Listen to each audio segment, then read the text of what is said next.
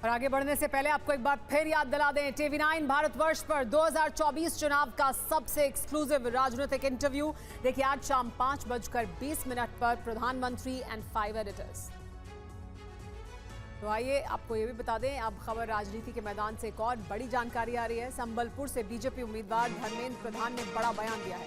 धर्मेंद्र प्रधान ने कहा है कि चुनाव में उड़िया अस्मिता बड़ा मुद्दा है। धर्मेंद्र प्रधान ने कहा कि ओडिशा में मोदी की नीतियों की जीत होने वाली है। धर्मेंद्र प्रधान ने यह भी दावा किया कि ओडिशा में 21 की 21 सीटें बीजेपी जीतने वाली है। केंद्रीय मंत्री और संबलपुर से बीजेपी के उम्मीदवार धर्मेंद्र प्रधान हमारे साथ हैं। धर्मेंद्र जी, इस बार उड़ीसा में चुनावी मुद्दे आप लोगों के क्या क्या हैं, और चूंकि विधानसभा और लोकसभा चुनाव एक साथ है तो क्या मुद्दे भी एक जैसे हैं?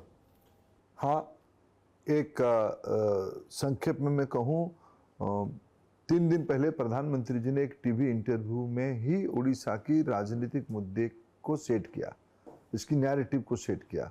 उन्होंने एक बुनियादी विषय उठाया कि क्या कारण है अपार संभावना के राज्य उड़ीसा इतने पीछे है, जो विकसित भारत में नंबर 1 होनी चाहिए वो आज इतने खराब हालत में क्यों है। इसकी विकास होनी चाहिए, उसकी विकास भारतीय जनता पार्टी ही कर सकता है। एक बार हमें सेवा के मौका दिया जाए, ये अपील किया है। दूसरी ओर उन्होंने एक सवाल उठाया है कि भाई आज उड़ीसा की अस्मिता, उड़ीसा की गौरव, उड़ीसा की स्वाभिमान, उड़ीसा की भाषा, साहित्य, संस्कृति आज कटघरे में है। इसके ऊपर भारतीय जनता पार्टी की शीर्ष नेताओं ने एक वैचारिक स्टैंड लिया कि ऐसे नहीं होनी चाहिए। हमें समाज के पास जाके इस विषय में हमें समझाना ही है कि देखिए ये गलत हो रहा है, इसमें से हम लोग आपके साथ हैं, इसको बचाना पड़ेगा। उड़िया आदमी का एक सामाजिक प्रसंग बन चुका है। ये एक प्रमुख मुद्दा इस बार की उड़ीसा की जो विधानसभा की चुनाव हो रहा है और कुल मिलाकर उड़ीसा की चुनाव हो रहा है, ये 2 मुद्दे उसको प्रभावित कर रहा है। और एक चुनाव हो रहा है, देश की लोकसभा की चुनाव हो रहा है। लोकसभा में तो कोई विषय ही नहीं बचा है। देश भर में एकमत हो चुका है देश कि प्रधानमंत्री नरेंद्र मोदी जी को तीसरी बार प्रधानमंत्री करके देखना है सबको। इसीलिए ये नारा एक जन आंदोलन में परिवर्तन हो गया कि अब की बार 400 पार।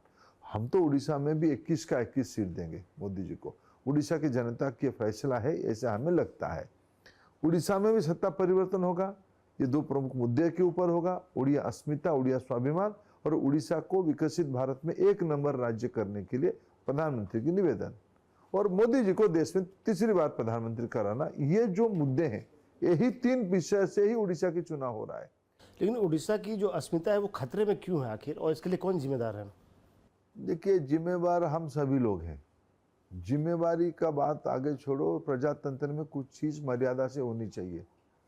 हमारी संविधान निर्माताओं ने काम को ठीक से बांटा कि चुने हुए प्रतिनिधि क्या करेंगे, नौकरशाह क्या करेगा, न्यायपालिका क्या करेगा, ये सब काम बंटा हुआ है। दुर्भाग्य से उड़ीसा में एक कॉकस बन गया है। यहाँ लंबे समय नवीन बाबू सत्ता में रहने का उनको गुमराह करने के लिए उनको कब्जे में ले लिया है एक कार्टेल ने। उड़ीसा को नहीं समझने वाले कार्टेल बन गया है, उन्होंने ले लिया है। नौकरशाह की 1-2 लोग अभी उनकी मन में आ गया कि हमारा जो नौकरशाह के पास एक अधिकार भी रहता है, अधिकार रहता है चुने हुए प्रतिनिधि की बिहाफ उनकी ओर से। नौकरशाह के मन में आ गया कि भाई ये चुने हुए नेता लोग, इनकी तो कोई महत्व हम लोगों ने रखा ही नहीं, हमें क्यों ना नेता बन जाए। इसलिए पिछले दरवाजा से उड़िया भाषा, संस्कृति, सभ्यता को नहीं जानने वाले लोग राजनीतिक सत्ता को गैर प्रजातांत्रिक तरीके से हथियाने का एक नाकाम प्रयास हो रहा है। यही है उड़ीसा अस्मिता, इसीलिए खतरे में है।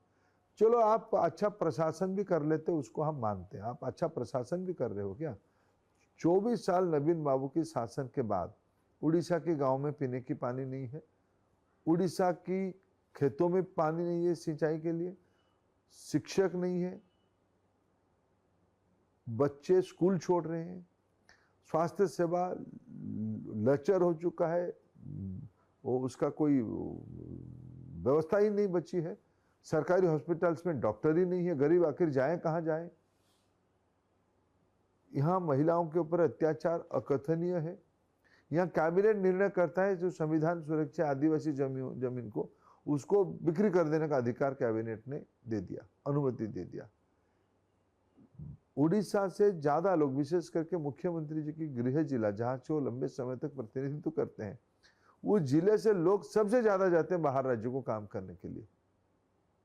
तो उड़ीसा अस्मिता बचेगी कैसे अगर व्यक्ति भूखा रहेगा, अनपढ़ रहेगा, उसकी स्वास्थ्य खराब रहेगा, तो उसके अन्न में आत्मसम्मान कैसे आएगी? एक आप आत्मसम्मान पे चोट लगा रहे हो, दूसरी ओर आप उसको और गरीब से गरीब करने की रचना बना रहे हो। आपकी सारा विकास की योजना दिखावा है, ढोंग है। यही है राजनीतिक मुद्दा। इसी को ही हमें आज ऑपोजिशन पार्टी, हमें उसको लेके लोगों के पास जाना है, लोगों को समझाना है। मैं विश्वास रखता हूं, मेरा भरोसा है, लोग उसको समझ रहे हैं। लेकिन कई मुद्दों पे बीजेडी ने केंद्र में बीजेपी की सरकार का साथ दिया और अभी आप बीजेडी के खिलाफ चुनाव मैदान में इतना आक्रामक तरीके से आप चुनाव लड़ रहे हैं, तो जनता में कोई कन्फ्यूजन तो नहीं है ना? नहीं, कोई कन्फ्यूजन नहीं है। देखो, प्रधानमंत्री जी ने स्वयं उसको क्लैरिफाई भी किया है, अपना व्यू पॉइंट रखा है। हम लोग पहले भी उसको कह के आ रहे थे, प्रधानमंत्री जी ने उसको सार्वजनिक रूप में कहा कि देखो, अनेक पार्टी भारतीय जनता पार्टी की नीतियों को समर्थन करते थे, देश हित में जो होता था वो समर्थन करते थे। कोई देश हित में हमारी प्रतिद्वंदी भी हमको समर्थन करे, हम उससे प्रति समर्थन नहीं लेंगे क्या? देश हित के है तो लेंगे ही। उनको समर्थन करना है वो कर रहे हैं ना, हमें उसमें से कोई आपत्ति नहीं। लेकिन उड़ीसा की जब प्रश्न आएगा, उड़ीसा में जब सेवा की बात आएगा, उड़ीसा के विकास की बात आएगा, हमारे यहाँ एक दृष्टिकोण है। देश भर में आयुष्मान भारत लागू होगा, उड़ीसा में क्यों नहीं लागू होगा? यहां बहाना दिया गया कि हमारा वहां एक स्कीम है। अनेकों राज्यों की राज्य की स्कीम था, अभी भी है। बहुत सारे कांग्रेसी शासित राज्य का पास भी ये स्कीम है, इन सबने आयुष्मान भारत को टाइप किया है, दोनों की फायदा लोगों को दे रहे हैं। क्या शासन आप चला रहे हो? गरीब को आप सुविधा में रखने के लिए आपके मन में संवेदना ही नहीं है। आपको सिर्फ आप ही की प्रचार करना है, आप ही की ब्रांड करना है। ये जो गैर प्रजातांत्रिक और गरीब विरोधी अप्रोच है ना, ये खतरनाक है। इसलिए ये इनको जाना ही पड़ेगा। इस लड़ाई में कांग्रेस कहाँ है? कहीं नहीं है, कांग्रेस हंसिए पे है। कांग्रेस बीजेडी की जेब में जा चुका है। सर, बार बार राहुल गांधी अपोजिशन ये कह रहा है कि बीजेपी अगर तीसरी बार सत्ता में आ गई तो संविधान बदल देगी, आरक्षण को खत्म कर देगी। आप खुद इतने बड़े ओबीसी नेता हैं, क्या तीसरी बार केंद्र में आप लोगों की सरकार बनती है तो आरक्षण खत्म करने का, संविधान बदलने का कोई इरादा है? देखिए, जब प्रधानमंत्री 2014 में आए, उन्होंने पार्लियामेंट के अंदर आते हुए चौखट में माथा टेका, दूसरे कई स्थान में माथा टेका तो संविधान के पास जाके उन्होंने तब भी कहा था कि मेरे सरकार के लिए संविधान सर्वोपरि है। यह हमारी पार्टी की शीर्ष नेता की ऐलानिया बयान है। संविधान के प्रति जितना प्रतिबद्धता भारतीय जनता पार्टी रखता है, कोई ना रखे।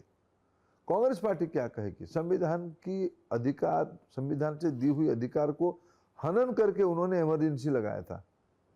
आप ही के ऊपर इमरजेंसी लगी थी कि कोई प्रेस की फ्रीडम ना रहे, नागरिकों की बोलने की, अभिव्यक्ति की आजादी के ऊपर उन्होंने प्रतिबंध लगा दिया था। मैं बहुत पुरानी बात ना कहूं, अभी जब 2013 में 12-13 में कांग्रेस की प्रधानमंत्री आदरणीय मनमोहन सिंह होते थे, कोई एक कैबिनेट निर्णय को राहुल गांधी ने प्रेस कॉन्फ्रेंस में नॉनसेंस कह के फाड़ा था। तो ये संविधान सपेक्षवादी बात है। संविधान में जो व्यक्ति प्रधानमंत्री बनता है वो प्रधानमंत्री है देश की, कोई भी हो। कैबिनेट होता है, आप उसको विरोध कर सकते हो, लेकिन आप सार्वजनिक रूप में उस निर्णय को फाड़ना और पत्रकार वार्ता में कहना यह नॉनसेंस है। अपशब्द यूज करोगे, आप हमें पाठ पढ़ाओगे कि संविधान के प्रति आप खतरा हो और आप उसकी हिमायतकार हो। ना कभी आप आम्बेडकर जी के साथ रहे, ना आप संविधान के साथ रहे। आपकी स्टैंड मौका परिस्थिति का है। मैं आपको जिम्मेवारी के साथ कहूं, जब तक देश की नेता नरेंद्र मोदी है, जब तक भारतीय जनता पार्टी की वर्चस्व है, प्रभाव है, तब कोई भी व्यक्ति संविधान को छू ही नहीं सकता है। बदलने की बात कहो, संविधान सर्वोपरि, आरक्षण सर्वोपरि। आरक्षण एक सोची समझी रणनीति है भारत सरकार की। जिन्होंने चलाया ठीक चलाया, समाज के वंचित वर्गों को हाथ पकड़ के ऊपर ले आने की दायित्व हम सभी के हैं। ये नवीन बाबू आपसे इतना नाराज क्यों रहते हैं? आपको हराने के लिए उन्होंने संगठन में जो नंबर 2 है उनको आपके खिलाफ उतार दिया, हालांकि वह रहने वाले भी नहीं है यहाँ के, वो बाहरी हैं। पूरा उन्होंने अमला, पूरी ताकत झोंक दी है कि कैसे भी धर्मेंद्र प्रधान को हराया जाए। नहीं, देखो, जो विरोधी रहते हैं वो तो उनका काम बनता है चुनाव को ठीक से लड़ना, वो अपना काम कर रहे हैं। लोग हमारे साथ हैं, लोग आशीर्वाद हमको कर रहे हैं, वो लोगों के साथ लड़ रहे हैं, हम लोगों के साथ हैं। बाकी वो क्यों कर रहे हैं उनको ही पूछना पड़ेगा। उनको लग रहा है कि हमें ये राज्य उनकी जागीर है। हम 5 बार रह चुके हैं तो हमको कोई पूछना नहीं चाहिए। हम मोनोपोली चला कर सकते हैं, हम सर्वोपरि है। प्रजातंत्र में सर्वोपरि कोई नहीं होता है। उनको उत्तर कुछ विषय पे देना ही पड़ेगा। हम प्रश्न पूछते हैं तो उनको कष्ट होता है। हम उड़ीसा के हित के लिए, उड़िया अस्मिता के लिए प्रश्न पूछना छोड़ेंगे नहीं। उनको जो लगे, हमारा कोई व्यक्तिगत अनादर नहीं है, लेकिन आपके पास चुने हुए अधिकार है, इसलिए आप पिछले दरवाजा में एक बाहरी आदमी को राज्य की सेंटीमेंट के ऊपर थोपने का कोशिश करोगे, हमें यह मंजूर नहीं है। विधानसभा चुनाव के नतीजे अगर आते हैं और बीजेपी सबसे बड़ी पार्टी बनती है यहाँ पे राज्य में, तो क्या धर्मेंद्र प्रधान सीएम बनेंगे? देखो, 2 प्रश्न आपने कहा, मैं उसका एक का उत्तर सीधा पहले देता हूँ। कोई अगर मगर की बात नहीं है। इस बार भारतीय जनता पार्टी की स्पष्ट बहुमत के साथ उड़ीसा में सरकार होगी। प्रधानमंत्री जी ने ही निवेदन किया है उड़ीसा की जनता को कि हमें एक बार सेवा करने का मौका दो। बाकी हमारी चेहरा कौन होगा वो पार्टी सही समय में तय कर लेगा। सर, एक आखिरी सवाल, गर्मी बहुत पड़ रही है उड़ीसा में, तो अच्छी खासी गर्मी है, तो ऐसे में वोटरों को घरों से बाहर निकालने के लिए बीजेपी को कितनी ताकत लगानी पड़े? गर्मी बहुत है। हम तो ताकत सभी चुनाव में लगाते हैं। आज तो हमारी ताकत बहुत बड़ी हुई है। आप आज देखे होंगे, हजारों की संख्या में महिलाएं, युवक और बुजुर्ग लोग उमड़ चुके थे रास्ते के ऊपर पूरा भयंकर गर्मी के अंदर। कोई चिंता के कारण नहीं, लोग आएंगे। शुक्रिया हमसे बात करने के लिए। कैमरा राजीव के साथ आनंद प्रकाश पांडे, TV9 भारतवर्ष। आपने सुना धर्मेंद्र प्रधान को, लेकिन आपको एक बार फिर याद दिला दें, TV9 भारतवर्ष को दिए इंटरव्यू में प्रधानमंत्री नरेंद्र मोदी ने TV9 ग्रुप को लेकर क्या कहा, पीएम ने कैसे TV9 की तारीफ की, आप भी देखिए।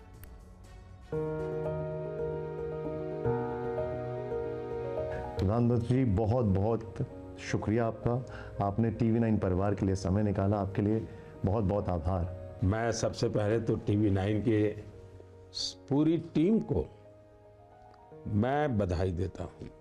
बधाई इसलिए कि मैं जानता हूँ कि आपका नेटवर्क बहुत बड़ा है, आपका दर्शक संख्या भी बहुत बड़ी है, ये भी मुझे पता है। आपका डिजिटल प्लेटफॉर्म भी बहुत बड़ा है, यानी आप बहुत, और मैं जब विदेश जाता हूँ तो मुझे रेफरेंस कहीं चाहिए, तो मैं कभी इमीडिएट कहीं जाना है तो मैं आपके डिजिटल प्लेटफॉर्म पे जाता हूँ। तो मैं देखता था कि आपके पास करंट इन्फॉर्मेशन रहती है, तो मैं कभी उसका उपयोग करता हूँ। लेकिन अभी तक मेरे देश में से किसी कोने से मैलिफाइड इंटेंशन से आपके यहाँ से कुछ हुआ हो, वैसी एक भी जानकारी मुझे कभी शिकायत नहीं मिली है। मुझे कभी, मेरे और मेरी टीम को, TV9 को कभी फ़ोन करके ये नहीं कहना पड़ा भाई ये देश का नुकसान हो जाएगा, आप क्यों करते हो। मैंने, हाँ, बीजेपी का नुकसान हुआ था, बहुत कुछ किया होगा आपने, और उसमें मेरी कोई शिकायत नहीं है, लेकिन देश का नुकसान हो ऐसा आपने कभी किया हो, ऐसा मैंने कभी, मेरे पास रिपोर्ट नहीं आई। और ऐसा मीडिया देश के लिए बहुत ज़रूरी है जी, बहुत ज़रूरी है। तो मैं तो आपकी टीम को और सबको बधाई दूंगा जी, बहुत बधाई दूंगा। धन्यवाद सर।